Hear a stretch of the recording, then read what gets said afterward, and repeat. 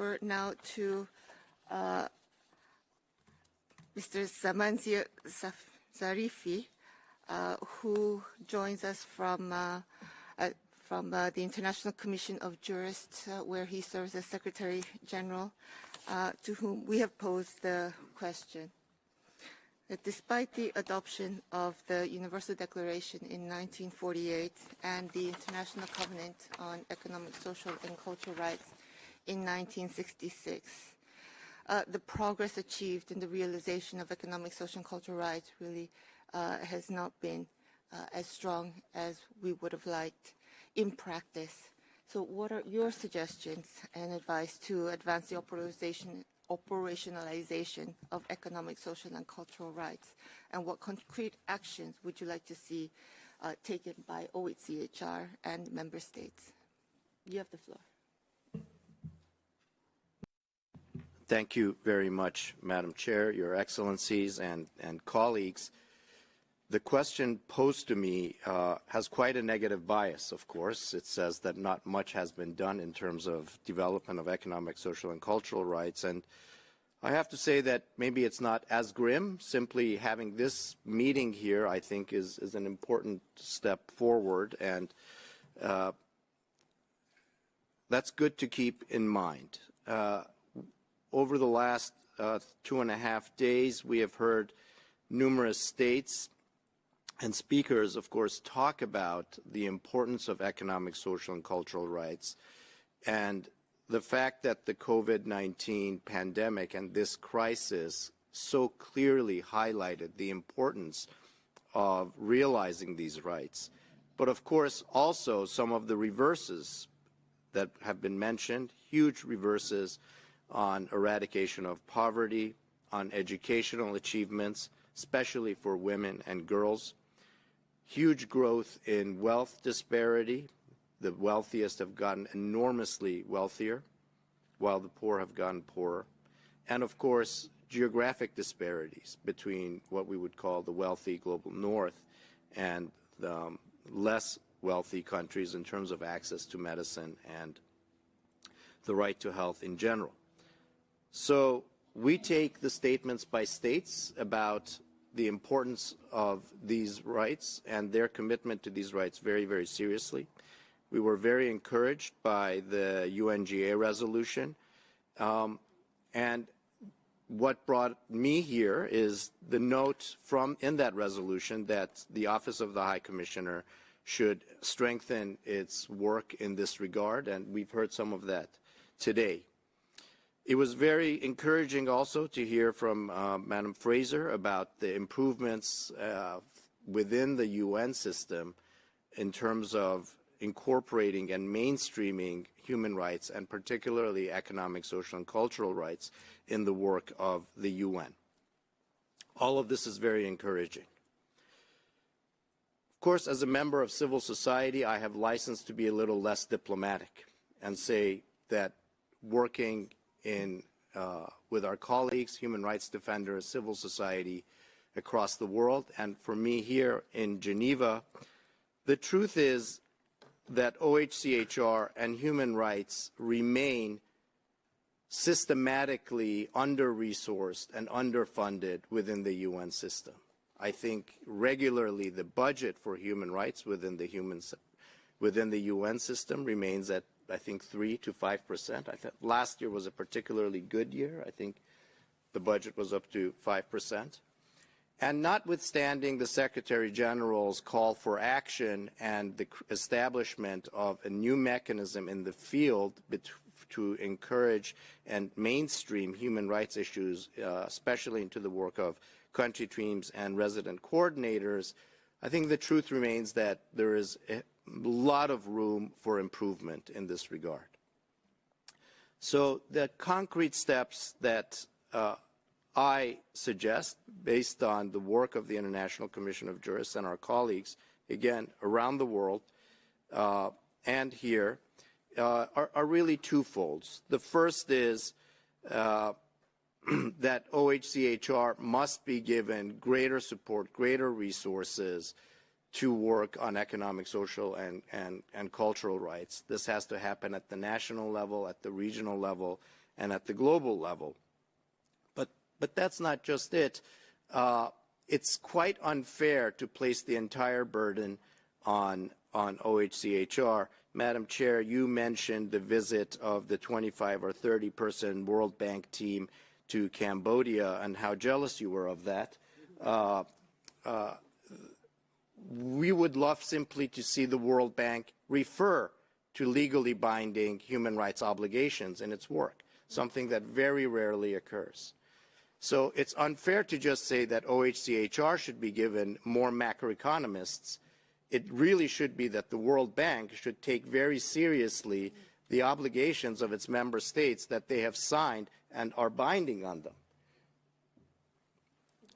The second bit, therefore, that I would recommend concretely to OHCHR but also to member states, just simply here in Geneva, is to improve the interaction between OHCHR and the Human Rights Council and other international bodies. Just recently, in the context of the pandemic and discussions around the pandemic treaty, for instance, it's become very apparent that colleagues who engage with the work of the World Health Organization are quite unfamiliar with human rights and human rights obligations.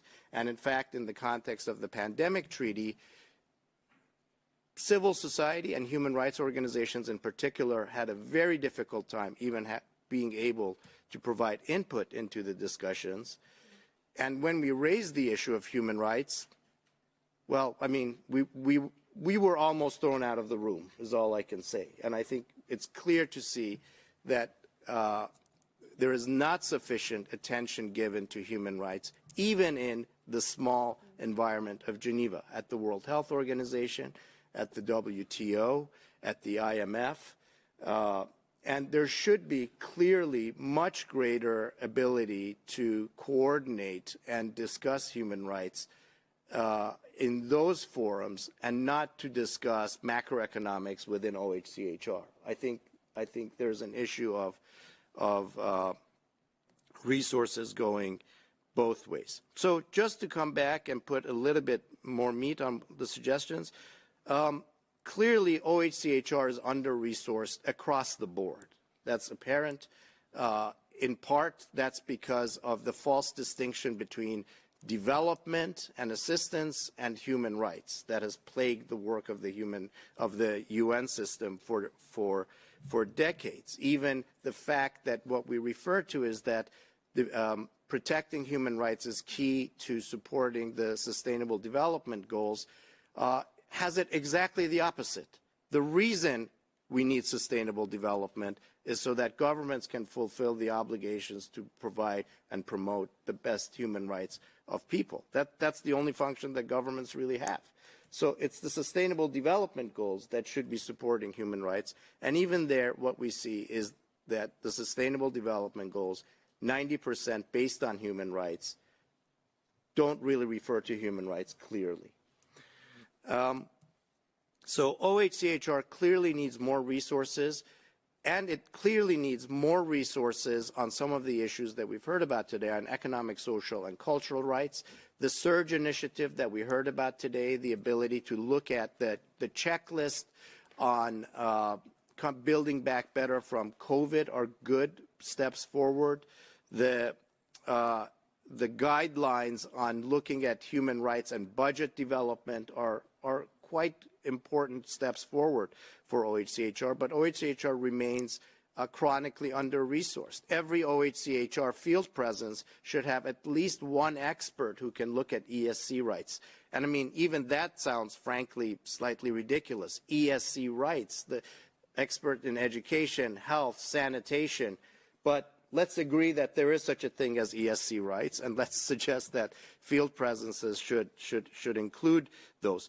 But it's crucial here not to fall into the trap of demanding that OHCHR increase its work on ESC rights without additional resources, because what we don't want is that the increased attention on ESC rights cut into and be taken out of the already low OHCHR budget. And so that's clearly something that has to be addressed in the Fifth Committee and between member states and the politics of member states who, in many cases, actively try to weaken the ability of OHCHR to challenge and criticize what they do when they do not follow through on their obligations.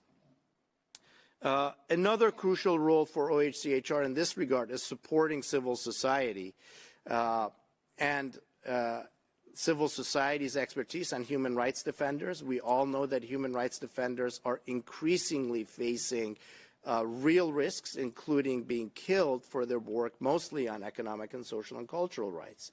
So this is something that really falls on the shoulders of OHCHR, but it's crucial for member states at the Human Rights Council to be aware of this.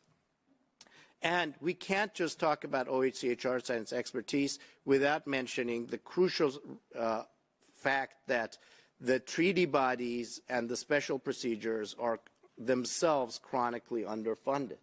OHCHR does have access to special rapporteurs who are experts in their field, who are independent, and in many cases do groundbreaking research and analysis, and in many cases will often have half a person to help them, with the budget to travel maybe to 1 or 2 countries within the terms of their mandate. And again, this part of the support for OHCHR has to go towards treaty bodies where states have to fulfill their obligations, and to special rapporteurs. But let me end with, again, a call to member states to support OHCHR also here at the top. Civil society and OHCHR have made some effort to engage with other major international bodies, and at the top of that, of course, have been, I would say, the World Trade Organization for its impact on the global economy, and most recently the World Health Organization because of the pandemic. Neither organization is really set up to engage with civil society and human rights organizations. Neither organization is open to discussions of human rights, really, and therefore some of the responsibility falls on member states. When your delegations arrive to appear and to engage in activities at these institutions, it's crucial that you raise human rights concerns also. It's crucial that we do not create human rights free zones within these other institutions, some of which are just down the road. So let me end there by pointing out the unfairness of placing this burden on the High Commissioner and the High Commissioner's office. This is really a responsibility for member states, but for the entire UN system. And notwithstanding some of the advances, some of the improvements that we've just heard about, the truth is that despite the call to action, at the national level, at the regional level, and at the global level, human rights are not mainstreamed. Human rights advisors in the field are very often the stepchild that is barely allowed into discussions among resident coordinators. That's really the truth, and that's what we have seen. And I think it's quite important, if we are serious about the importance of prevention, if we are serious about dealing with what we've called the polycrises, that human rights be mainstreamed, that the major agency responsible within the UN system be given the resources to address economic, social, and cultural rights in a meaningful and serious way, and also to make sure that the entire UN system and other international organizations take very seriously the state's obligations on human rights. That's clearly the only way forward. We've heard some positive language, and so we hope that as civil society, we will see these benefits on the ground, and we are standing ready and able to cooperate with you and member states in any way possible. Thank you very much.